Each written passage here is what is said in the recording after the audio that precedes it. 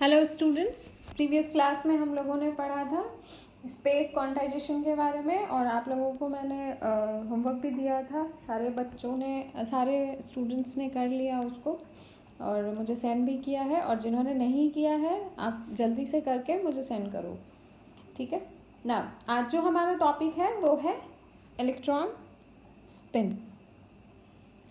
Spin. तो basically क्या हुआ था, हम लोगों को मैंने यहाँ पे कुछ पॉइंट्स नोट कर रखे हैं ताकि आपको मैं पॉइंट्स देख के बता सकूँ कि क्या एग्जैक्टली हम लोगों को क्या पढ़ना है। तो यहाँ क्या हुआ था कि सबसे पहले जो हमारा ड्रॉबैक था बोर-सोमरफेल्ड थ्योरी का, वो मेन जो दो ड्रॉबैक्स क्या थे कि ये कॉम्प्लेक्स एटम्स पे अप्लाई नहीं हो पा रहे थे। मीन्स हम 1 इलेक्ट्रॉन सिस्टम पे या 2 electron system, maximum 2 electron system पे भी ये ठीक वर्क नहीं कर पा रहा था, बट मैक्सिमम हम सिर्फ 1 इलेक्ट्रॉन सिस्टम जो था, 1 इलेक्ट्रॉन एटम जो था उस पर ही बोर-सोमरफेल्ड थ्योरी अप्लाई कर पा रहे थे। बट कॉम्प्लेक्स एटम्स जैसे ही आते था तो ये फेल हो जाता था एक्सप्लेन करने में, और हम इसको अप्लाई ही नहीं कर पा रहे थे। सेकेंड जो इसका मेजर ड्रॉबैक ये था कि जो एनोमैलस जीमैन इफेक्ट है, एनोमैलस जीमैन इफेक्ट है बेसिकली क्या कि मैग्नेटिक फील्ड में अगर हम किसी एक्सटर्नल मैग्नेटिक फील्ड में स्पेक्ट्रा को रख रहे थे तो वो स्प्लिटिंग होती थी उसकी। तो 3 तक तो मैंने प्रीवियस क्लास में बताया था कि ऐसे एक्सपेरिमेंटली हमने देखा है कि 5 स्पेक्ट्रल लाइंस मिलते हैं, स्प्लिटेड जो लाइंस मिलेंगे वो 5 मिलते थे, बट ये सिर्फ 3 ही एक्सप्लेन कर पाया, 2 इनका पता नहीं था कि 2 कहाँ से आ रहे हैं। तो बेसिकली एनोमैलस जीमैन इफेक्ट भी ये नहीं एक्सप्लेन कर पाया कि क्या हो रहा है। तो जो ड्रॉबैक था उस ड्रॉबैक को ख़त्म करने के लिए 1925 में गोल्डस्मिथ अर्नबर्ग ने एक पोस्टुलेट्स दिया। 1925 में गोल्डस्मिथ एंड अर्लेनबर्ग ने एक पोस्टुलेट्स या फिर आप कह सकते हो एक प्रपोजल दिया कि जो इलेक्ट्रॉन है उसमें मतलब हमने अभी तक क्या देखा, बोर मैग्नेट्रॉन पढ़ा, स्पेस क्वांटाइजेशन पढ़ा और लार्मर प्रिसिशन पढ़ा। उसमें हमने क्या देखा, हम सिर्फ एंगुलर मोमेंटम जो था हमारा एल, कैपिटल एल, हम उसको कंसीडर कर रहे थे। और बोर मॉडल जो था उसमें भी उन्होंने सिर्फ एंगुलर मोमेंटम कंसीडर किया था। तो उन्होंने थोड़ा सा जो हमारे गोल्डस्मिथ और अर्लेनबर्ग थे, उन्होंने एक थ्योरी प्रपोज्ड की 1925 में, और उन्होंने कहा कि जो हम इलेक्ट्रॉन जो है क्यों ना हम उसको ऐसे ट्रीट करें जैसे कि वो एक चार्ज स्फीयर है। वो चार्ज स्फीयर जो है वो अपने ही एक्सिस पे स्पिन कर रहा है, जैसे स्पिनिंग मोशन कर रहा है, और इसी स्पिन करने की वजह से ना इसके अंदर एक इनबिल्ट एंगुलर मोमेंटम है। और चूंकि इनबिल्ट एंगुलर मोमेंटम है तो इसका कॉन्सिक्वेंस क्या होगा, जब एंगुलर मोमेंटम इनबिल्ट है उसमें, तो इनबिल्ट ही उसमें इंट्रिंसिक मैग्नेटिक डाइपोल मोमेंट होगा, और इनबिल्ट को हम इंट्रिंसिक भी बोलते हैं, अंदर के गुण को इंट्रिंसिक भी बोलते हैं। तो बेसिकली कॉन्सिक्वेंटली क्या हो गया, एक इंट्रिंसिक मैग्नेटिक डाइपोल मोमेंट भी है। ये उन्होंने थ्योरी दी थी 1925 में, ठीक है।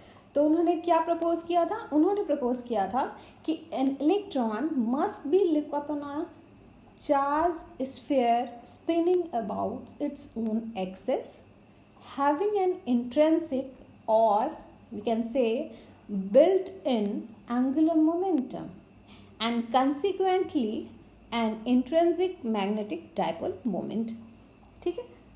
और इसी को उन्होंने फिर नाम दिया, जो हमारा एंगुलर मोमेंटम, जो उसका इंट्रिंसिक एंगुलर मोमेंटम था, उसको उन्होंने बोला स्पिन एंगुलर मोमेंटम। चूँकि वो स्पिनिंग मोशन को कंसीडर कर रहे थे तो उसको कहेंगे स्पिन एंगुलर मोमेंटम।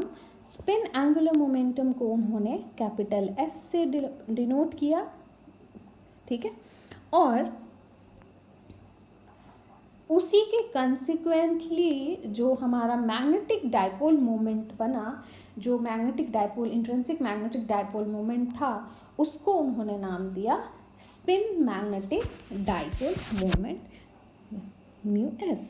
ठीक है, अब यहाँ पे आप ये डायग्राम मैंने लगाया है, आप एक बार उसको देखो।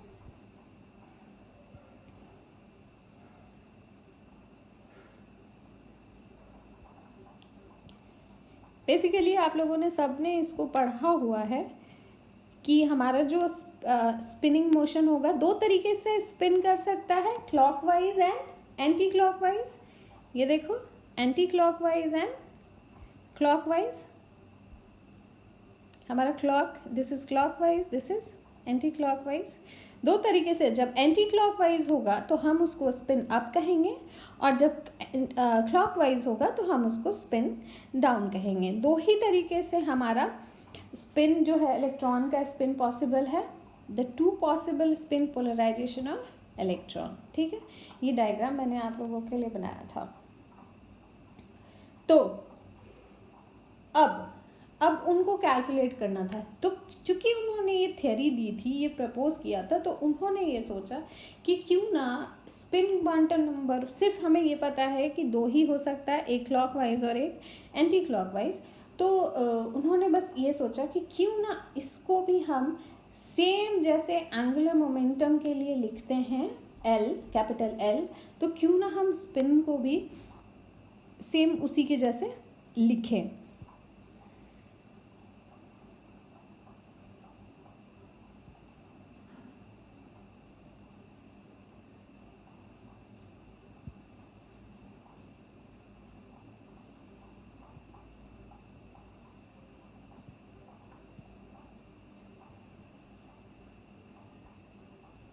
तो उन्होंने फिर क्या किया, उन्होंने उसको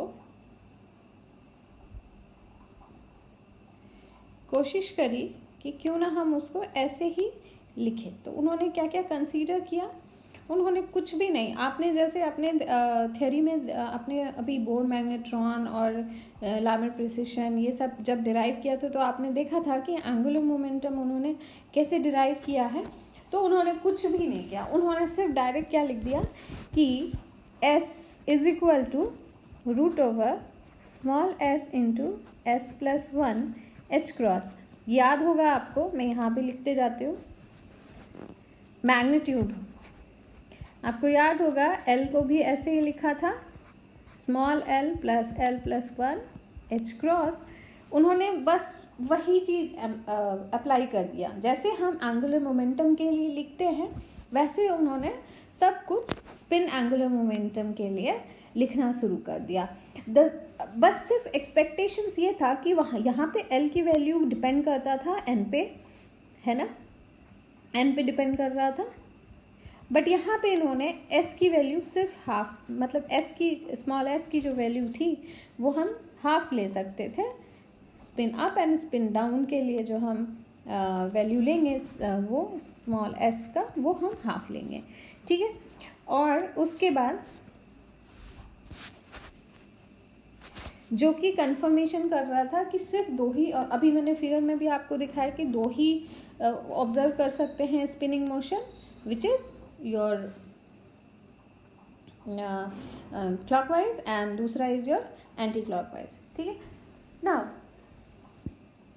तो हम अगर s की वैल्यू यहाँ पुट करें तो हमारा s इज इक्वल टू क्या हो जाएगा, ये मैं s के ऊपर एरो नहीं दे रही हूँ, इसका मतलब मैं मैग्नीट्यूड लिख रही हूँ, तो ये s क्या हो जाएगा हमारा, s is equal to root over half into half plus 1 h cross is equal to root 3/2 h cross, root 3/2 h cross. तो ये हो गया आपका magnitude of spin angular momentum. ठीक है, और एस जेड, अगर हम एस जेड की बात करें तो एस जेड इज योर, अगर हम जेड डायरेक्शन की बात करें, जैसे हम लोगों ने एल जेड लिखा था, L Z is equal to M Z H cross, वैसे ही अगर मैं सिर्फ एस के z कंपोनेंट की बात करूं तो ms h क्रॉस लिख सकते हैं, where ms is your same, आप देखना सेम है जो हम लोगों ने एंगुलर मोमेंटम के लिए किया था। अगर आपको वो याद है तो इसको समझने में कोई प्रॉब्लम नहीं। उन्होंने सिर्फ कुछ नहीं किया, उन्होंने सिर्फ s की जो वैल्यू थी वो फिक्स कर दी हाफ, और उसके बाद जैसे एंगुलर मोमेंटम का मैग्नीट्यूड लिखा था वैसे ही इन्होंने स्पिन एंगुलर मोमेंटम का मैग्नीट्यूड लिखा और यहाँ पे हाफ पुट कर दिया, तो स्पिन का आ गया हमारा s is equal to √3/2 h cross, इसमें हाफ पुट कर दिया। अब उन्होंने z कॉम्पोनेंट ऑफ s लिखा, जैसे z कॉम्पोनेंट ऑफ s लिखा इन्होंने, तो z कॉम्पोनेंट ऑफ s हमारा क्या हो गया, सेम sz, जैसे Lz लिखते थे तो Sz is equal to ms h cross, where mh is your spin magnetic quantum number. वहां ml क्या था, मैग्नेटिक क्वांटम नंबर, यहाँ हम सिर्फ स्पिन लगाते चले जाएंगे, तो इसको कहेंगे स्पिन मैग्नेटिक क्वांटम नंबर, जो कि दो ही वैल्यू ले सकता है, 2s + 1 मल्टीसिप्लिटी, बेसिकली इसको कहेंगे मल्टीसिप्लिटी कि कितनी वैल्यू ले सकता है। तो हमें पता है s जो है वो हाफ है, तो 2 × हाफ, तो हमें पता है कि s की वैल्यू क्या है, s की वैल्यू हाफ है, तो 2 × हाफ + 1 इज इक्वल टू 2। तो अभी आपने डायग्राम में भी देखा था स्पिन अप और स्पिन डाउन की वैल्यू, तो हमारे पास वैल्यूज क्या हो गई,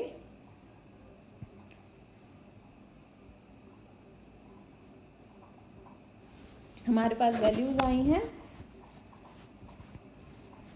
Sz is equal to +½ h cross और Sz and Sz is equal to -½ h cross, क्योंकि हमारा मल्टीसिप्लिटी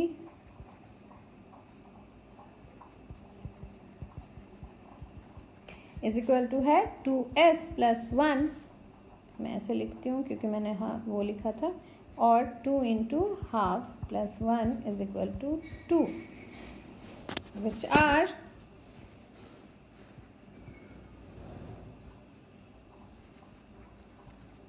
+½ and -½ तो ये स्टर्नगर्लर एक्सपेरिमेंट ने किया था ना। एक बहुत ही इंटरेस्टिंग फैक्ट निकल के आया, ये तो हो गया हमारा स्पिन एंगुलर मोमेंटम का, जो कि हम लोगों ने एंगुलर मोमेंटम के टर्म में इसको लिखा। अब एक बहुत ही इंटरेस्टिंग फैक्ट निकल के बाहर आया, एक्सपेरिमेंटली ये देखा गया कि जो जायरोमैग्नेटिक रेशियो है स्पिन का, हमारा एंगुलर मोमेंटम का क्या था, μL/L is equal to E/2m। तो ये देखा गया कि जो हमारा स्पिन मैग्नेटिक मोमेंट है, एक्सपेरिमेंटल डाटा था ये, is equal to twice the ratio of μL/L। ठीक है, मतलब ये एक्सपेरिमेंट डाटा है।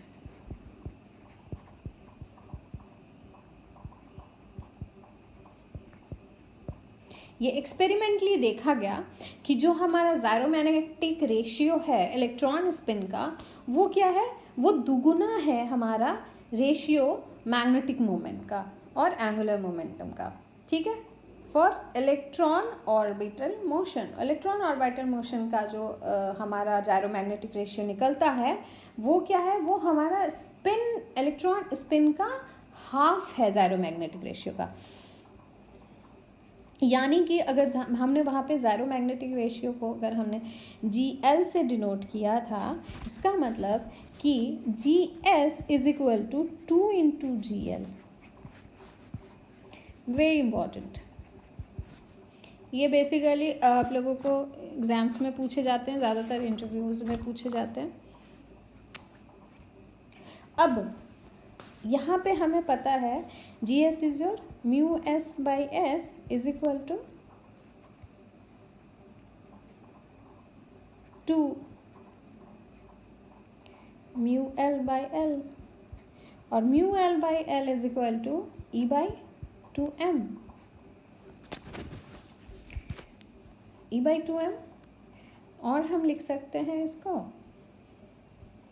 और हम इसको आगे लिख सकते हैं म्यू एस, पेन खराब हो रहा है, जस्ट अ मिनट।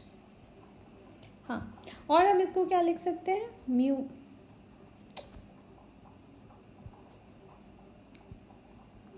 हाँ,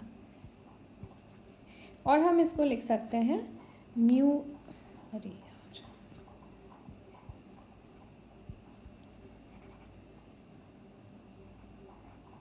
mu S is equal to 2 E by 2m S, और माइनस साइन लगाएंगे क्योंकि पहले भी हम लोगों ने, ये आपको पता है mu L is equal to, यहाँ पे नहीं, ये आपको पता है कि इसको जब हम वैल्यू पुट करेंगे तो यहाँ माइनस साइन आएगा। तो ये माइनस साइन क्या इंडिकेट करता है, सेम, ये माइनस साइन क्या इंडिकेट करता है, सेम, कि जो हमारा म्यू एस है वो एस के ऑपोजिट में है। एक चीज़ और मैं ना यहाँ पे थोड़ा सा चेंज कर रही हूँ, जायरोमैग्नेटिक रेशियो और G factor are two different thing, तो इसीलिए यहाँ पे मैं जायरोमैग्नेटिक रेशियो को कैपिटल जी एस और जी एल लिख रही हूँ, ठीक है। तो ये हमारा हो गया ई बाई 2m। अब आपको पता है कि this is what, this 2 is what, this 2 is g factor. याद है हम लोगों ने जी एल लिखा था, g l is 1 g factor. अब यहाँ आप देखिए, यहाँ g s, g factor for electron spin is your 2। अब यहाँ पे हमें क्या मिल गया, mu S is equal to minus g s, हम इसे लिख सकते हैं ई बाय 2m,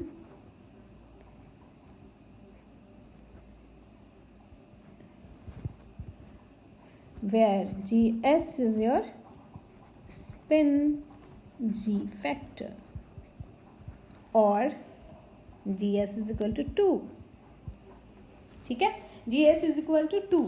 बट हमें पता है कि वो क्या था हमारा gl is equal to 1, इसीलिए g फैक्टर याद है मैंने कहा था कि आगे जाके हमें पता चलेगा कि g फैक्टर सिर्फ 1 नहीं होता है, वो चेंज करता है। नाउ अब इन टर्म्स ऑफ बोर मैग्नेट्रॉन, जैसे हम लोगों ने म्यू एल को बोर मैग्नेट्रॉन म्यू बी के टर्म में लिखा था, मैं डायरेक्ट म्यू बी लिख रही हूँ, बोर मैग्नेट्रॉन नहीं लिख रही हूँ, आप लिख लेना in terms of mu b, ठीक है। तो म्यू बी का फॉर्मूला क्या है, mu b is equal to e h cross by 2m। अब यहाँ अगर मैं उसको पुट करना चाहूँ तो क्या लिख सकते हैं, mu S is equal to minus g s, एक second,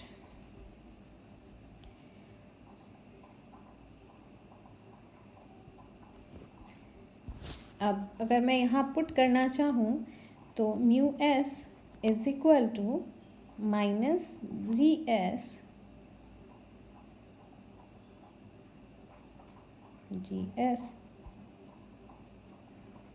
mu b e by 2m है हमारे पास, तो ई बाई 2m के बदले यहाँ अगर मैं पुट करना चाहूँ तो mu b by h cross s, ये लिख सकते हैं, ये लिख सकते हैं, यानी कि क्या हो गया, minus g s mu b s by h cross, ये हो गया आपका स्पिन मैग्नेटिक मोमेंट, ये स्पिन मैग्नेटिक मोमेंट का फॉर्मूला हो गया। अब हम z डायरेक्शन में देखते हैं, z अलोंग z डायरेक्शन की, z डायरेक्शन में इसका क्या वैल्यू होगा। तो अलोंग z डायरेक्शन, तो आपको पता है अभी हम लोगों ने निकाला था, क्या निकाला था, ms is equal to plus minus half gs is equal to half 2, gs is equal to 2 और sz is equal to ms h cross. तो म्यू एस जेड अगर हम निकालना चाहें तो फॉर्मूला क्या हो जाएगा, gs mu b by h cross s z, right. तो z डायरेक्शन में हमारा यहाँ पे एस जेड हो जाएगा सिर्फ, ठीक है। तो z डायरेक्शन का मैग्नीट्यूड है ना। तो अब हम पुट करते हैं यहाँ पे, तो आप पुट कीजिए -2 into mu b by h cross into m s h cross cancel. M s की वैल्यू क्या होती है, एम एस की वैल्यू होती है +-2, और मैं अभी फ़िलहाल 2 नहीं पुट करके यहाँ जी एस ही रखती हूँ, जी एस। तो फाइनली हमें क्या मिला, जी एस म्यू बी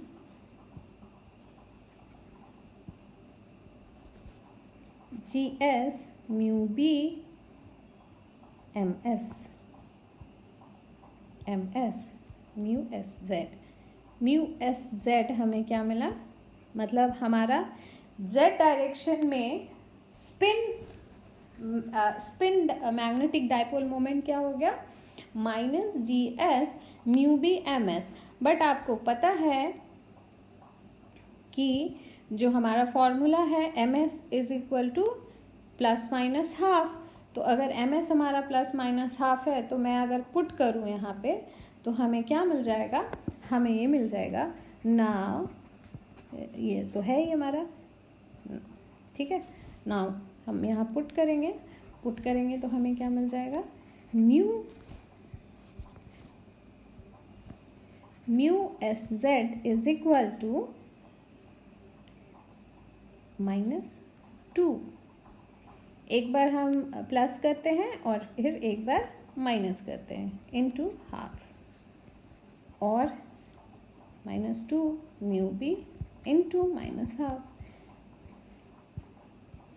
तो हमें मिला क्या, +- mu b. Therefore mu s z is equal to +- mu b, यानी कि जो हमारा बोर मैग्नेट्रॉन है वो हमारा स्पिन मैग्नेटिक डाइपोल मोमेंट जो दैट डायरेक्शन में है उसके बराबर होगा, ठीक है ना। अब स्पिनिंग ऑफ इलेक्ट्रॉन जो पोस्टुलेट्स था उससे हमें क्या फ़ायदा मिला, हमें ये तो हो गया थियोरेटिकल इसके एक्सप्रेशंस की बात, ठीक है। बट हमें क्या क्या फ़ायदा हुआ इससे, तो हमें फ़ायदा ये हुआ कि इट सक्सेसफुली एक्सप्लेन, क्या क्या एक्सप्लेन किया इन्होंने, number 1 fine structure anomalous semen effect,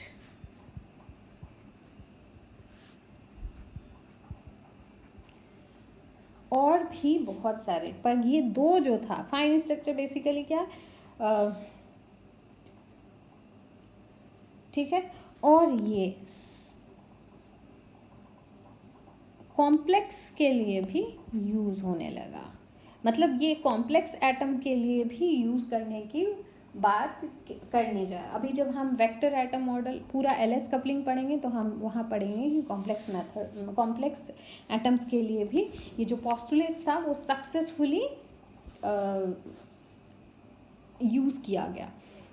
तो सबसे पहले ना इलेक्ट्रॉन स्पिन जो है, मज़े की बात ये थी कि सबसे पहले ये सिर्फ थ्योरी दी गई थी 1925 में गोल्डस्मिथ एंड अर्लेनबर्ग के द्वारा, और फिर प्रैक्टिकल एविडेंस बाद में पता चला जब स्टर्न गर्लक एक्सपेरिमेंट किया गया, जो मैंने आपको होमवर्क दिया था कि आपको स्टर्न गर्लक एक्सपेरिमेंट पढ़ना है।